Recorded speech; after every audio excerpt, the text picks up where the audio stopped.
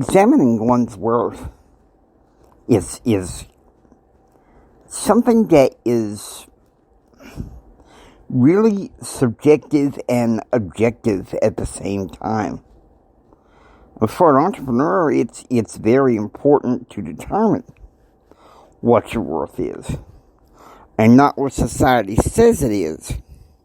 Hi, I'm Jimi Hendrix, and this episode is EA 38. Examining your worth on Empower Your Pattern 2.0.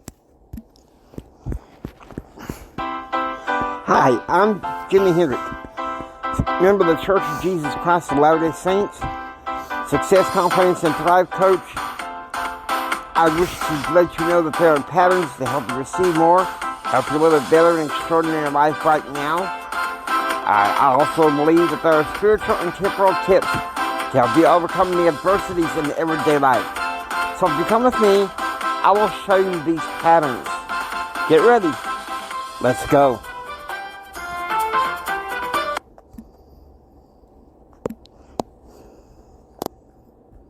Hello everybody, it is the wee hours of the morning of March 17th. It's February 17th, which is March 17th. I'll be coming back. Those of you who know, I'm going to be going to the Elevate convention in Fort Worth, Texas. I'll be gone from March 9th through March 12th, and I'm looking so forward to this. So some podcasts in March will be pre-recorded until I get back. So around this part,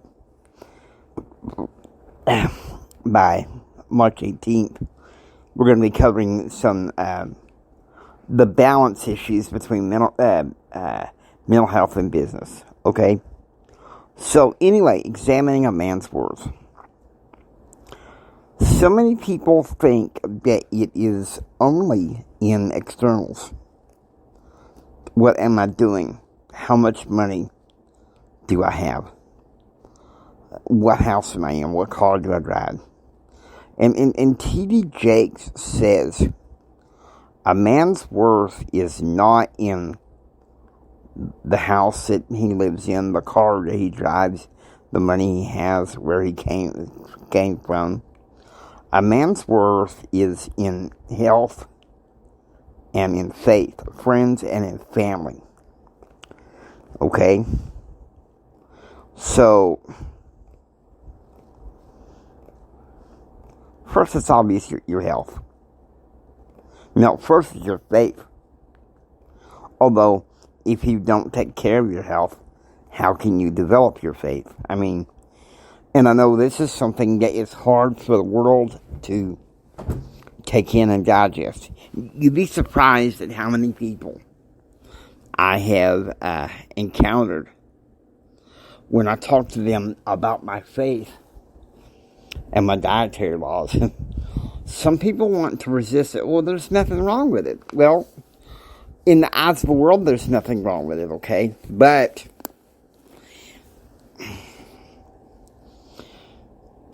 my religious transformation to Latter-day Saint in 2001, although it's not an easy lifestyle being a member of the Restored Church of Christ, yet it's worth it, because so much spiritual involvement, and that's the deepest work, is to know that you are a child of a Heavenly Father. And of course, another connection I have. Not last night. Last night I had some family and friends come over, but the night before last, I was at wee hours of the morning. And I went on a little trip using some guided imagery. And for some reason, I felt a connection to nature. feeling the different types of animals in Earth itself and beyond Earth realm. Some stuff that I experienced, I wouldn't even confess on the air. Not that it's nasty or anything like that. Many of you know that a lot of my confessions are raw. But there's a lot of things about my checkered past and what I sometimes am prone to do that I don't come on the air expressing my foibles. Okay, that's just a part of me that is, well, shall we say, compartmentalized. But in the guided imagery, which must have lasted about maybe 30 minutes, it was crazy. I was in creatures and places that I wanted to be, and I was also in quite a few places that I didn't want to be. I mean, I flew. I saw extraterrestrial things. Now, many of you think, Jimmy, you're being way too far out.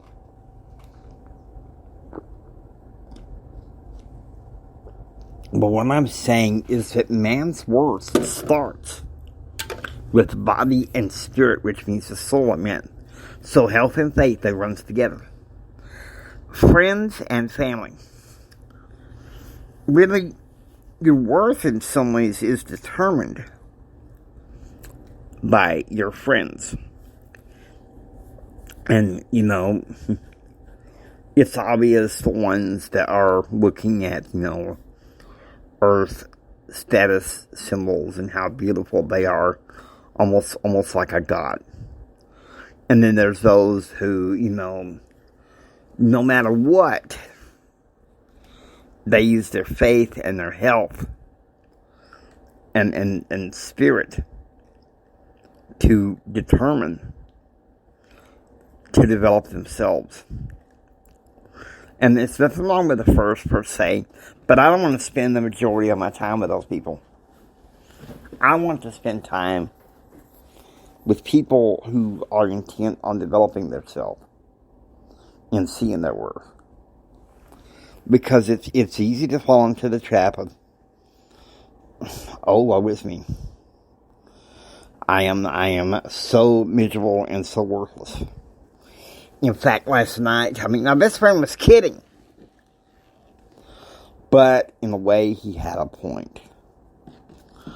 Because before my entrepreneurial transformation with ACN, I had a habit of complaining relatively often about how bad life is. And we all get down in the doldrums, okay? And I can get that. But if we base our worth on externals, it's not going to do any good. Okay? And that's like, there's an episode, I said it was going to be aired on March 19th, but I forgot March 19th is on a Sunday. So, it's going to be aired alongside another episode on March 18th, okay? Because I don't like podcasting on Sunday too much unless it's faith-based. And I don't conduct business on Sunday either, because that's the Lord's Day.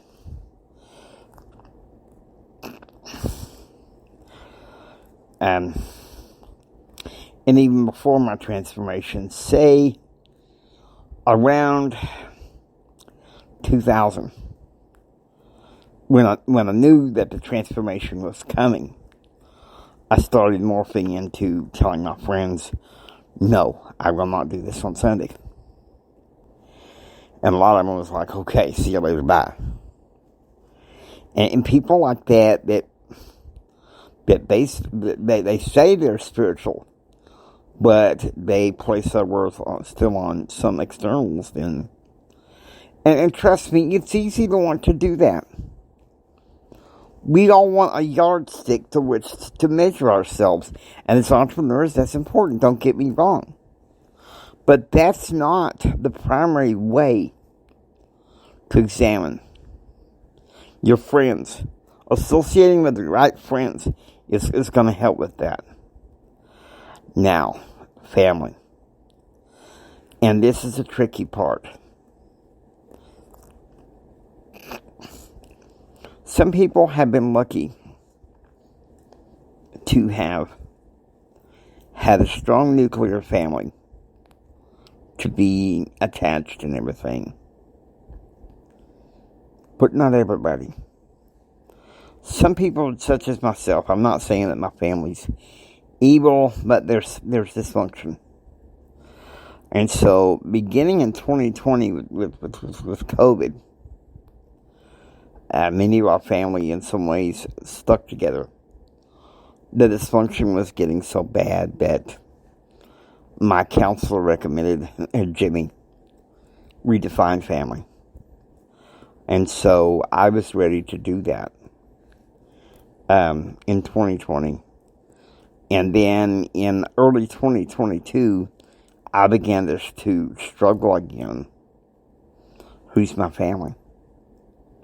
Who's my family? And so that is an issue where self-worth gets really put to the test. And I'll tell you why.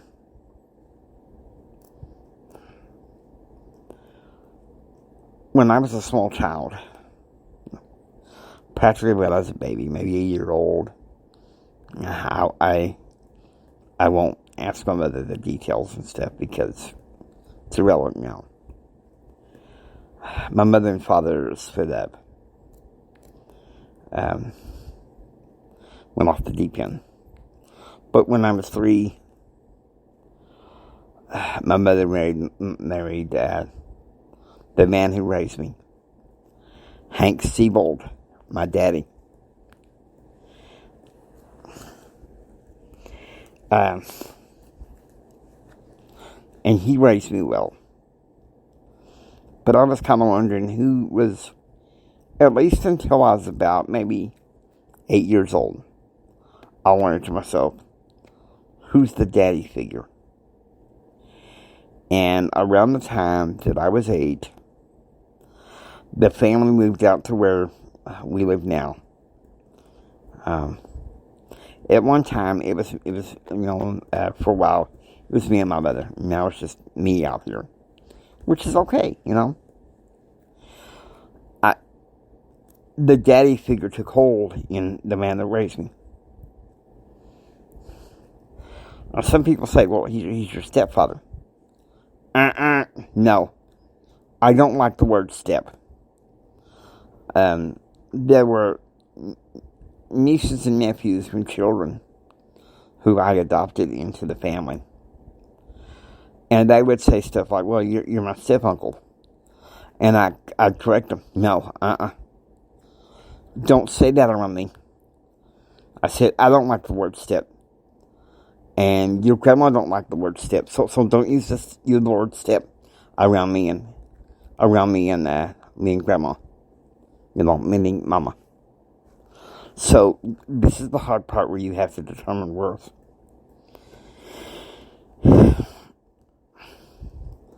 I was pretty secure in the family thing for a while.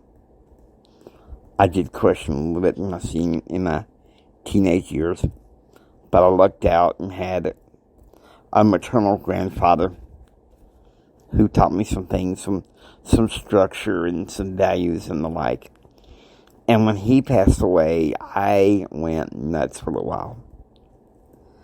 And then my friends stepped in, and for a time, they supplemented what my family did. And I went to Texas Tech University in 1994. I was studying journalism at the time, but I switched over to political science within a couple of years, searching for the meaning of family. I found my ex-wife. Oh, well, I love her so much, and maybe we'll have a chance to make it work. No, it didn't. It didn't work out. So I was kind of like, what's family? My birth family. I loved my birth family. Daddy kept us, tried his best to keep us close. But there was always, hang-ups between the three of us. And when he died, I thought, well, maybe I can hold on to the ideal family and everything. And then when COVID hit, I had to reinvent what family is. And now family is so multifaceted. I have my birth family. I love them, always will. I have my church family. They understand me to some extent. I have my Toastmasters family. They're very supportive. And I have my business family. You wouldn't think the business would mean something about family, but no. I'm in the business model where the team supports itself and it supports each other. And if we don't support each other, then how effective a model are we? I mean, I'm serious. A lot of the first two business models I was in, it was almost like the sharks. But this latest one, they really, really, really care if you succeed, so long as you do what you can to pull out some effort. But see, your worth is not just determined by what effort you pull out. Your worth is determined by who you are as a child of God. Or as, some of you who are not Christian or, restored Christians such as I, your higher power, however you see it. Just in a spiritual sense, it's where that you belong. Health, it's the way you take care of your body. When I mentioned faith, of course, friends, it's the people you hang out with. Family, it's who you choose to define as family. And I know some people may get upset with me because of, my choice to redefine family. Well, it should be, for the most part, your birth family. Yes, but here's my question to some of you. Have any of you lived in dysfunctional families where there's been at least one narcissist? Perhaps at a borderlining on Machiavellian? I'm not criticizing the ideal family. In fact, I'm a champion of one of those things. But the fact of the matter is, unfortunately, the ideal family, because of some breakdowns in society, I'd say the collapse of the 1960s, and I don't mean to be waxing political, and I apologize, since the collapse in the 1960s, family has been messed up, bartered off. You know what I mean? And so sometimes the people who've had the dysfunctions, and maybe they don't see their family often enough, and they're wondering what the heck to do, then it's the people that want you to grow temporally and spiritually. Those are your family, if you know what I mean. Those are your family. And sometimes it may mean that you need to be around some people from all walks of life to get you there. It's not easy to determine your worth. The enemy of your soul, he'll do anything to drag out your past. One of the things he's been doing lately is, reminding me of a friendship I had with a guy named Jim Bob for 25 years. And he knows I had to walk away from my friendship with him because Jim Bob demanded that I walk away from my spiritual path. And I'm sorry, I will not compromise my spiritual path for a friend who is so shallow-minded that they can't see in front of them just how down here they're going. No, I will not, and neither should you. Now, with that, I hope you enjoy listening to Empower Your Pattern 2.0. If you like what you hear, please subscribe, become a part of Pattern Realm. That is Jimi Hendrix saying, next time, don't just sit there and take it. Build your dreams so you can take it. Do what it won't so you can be what it won't. And do what it won't so you can have what it can't. Please share this with Mama-san, Papa-san, and everyone. Choose, act, and pursue happiness. God bless each and every single one of you. God bless you. I love you.